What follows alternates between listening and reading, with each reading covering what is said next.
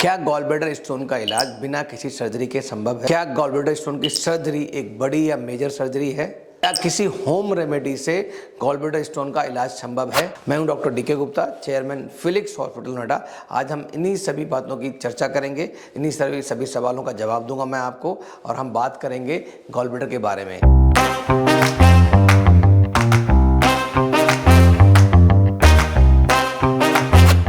Bladder एक छोटा सा ऑर्गन है जो हमारी बॉडी में लिवर के नीचे होता है और जो लिवर से कनेक्टेड होता है, और लिवर के अंदर पित्त बनता है जिसको हम डाइजेस्टिव जूस बोलते हैं, वो गॉल ब्लैडर में इकट्ठा होता है और उसके बाद वहाँ से वो इंटेस्टाइन में जाता है कॉमन बाइल डक्ट के जरिए, और वहाँ पे जो हम लोग खाना खाते हैं उसको पचाने में मदद करता है।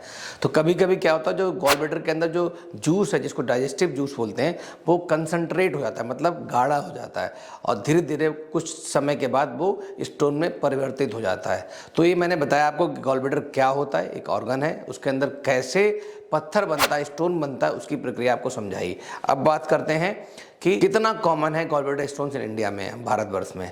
तो भारतवर्ष में अगर हम सबके अल्ट्रासाउंड कराते हैं तो रफली 10 से 20% तक का प्रेवलेंस रेट मिल सकता है, मतलब 10 से 20% लोगों के बीच में गॉल ब्लैडर स्टोन हो सकता है। सिम्टोमेटिक होता है, तो बहुत सारे लोगों को तो इसका पता जब चलता है जब हम कोई अल्ट्रासाउंड कराते हैं, चेक करते हैं उसमें किसी और बीमारी के लिए, बट सडनली पता लगता है कि हमें गॉल ब्लैडर स्टोन है, और इसका इंसिडेंस क्वाइट हाई है अगर हम बात करते हैं इंडिया में। ऐसी कई सारी रिपोर्ट्स आई हैं जिसमें देखा गया कि 10 से 20% तक लोगों के अंदर गॉल ब्लैडर स्टोन्स हो सकते हैं।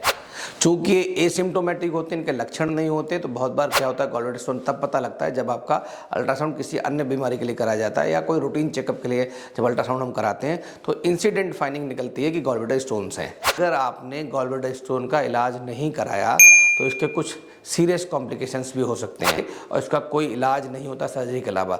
बहुत सारे लोग बोलते हैं कि सर्जरी के अलावा, चाहे वो मछली खा के या कोई जड़ी बूटी खा के, या ऐसे वैद्य लोग हैं बहुत सारे, मैं उनको किसी की बुराई नहीं करना चाहता, बट अभी तक मेडिकल साइंस में ऐसा कोई इलाज संभव नहीं है जो बिना सर्जरी के हो सकता है। अभी हम बात कर रहे थे कि गॉल ब्लैडर स्टोन कैसे बनता है, गॉल ब्लैडर क्या होता है, क्या ट्रीटमेंट बिना सर्जरी के भी संभव है, इसके लक्षण क्या है, प्रिवेंशन क्या है, कॉम्प्लिकेशंस कौन कौन से हो सकते हैं, इन सब की बात कर रहे थे। अगले वीडियो में मैं बात करूंगा ट्रीटमेंट है, उसमें कौन कौन सी तरह की सर्जरी हो सकती है, कि लेप्रोस्कोपिक है या ओपन सर्जरी है, सर्जरी से पहले हमें क्या चीज़ों का ध्यान रखना है, कैसा हॉस्पिटल होना चाहिए, कैसा डॉक्टर होना चाहिए, क्रिया प्री ऑपरेटिव केयर क्या है हमें ध्यान रखें, उसके बारे में बात करेंगे हम लोग।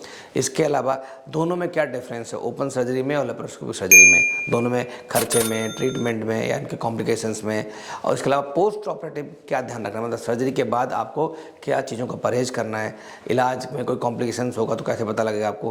तो इन सब के बारे में बात करेंगे हम अगले वीडियो में। तब तक के लिए धन्यवाद, थैंक यू।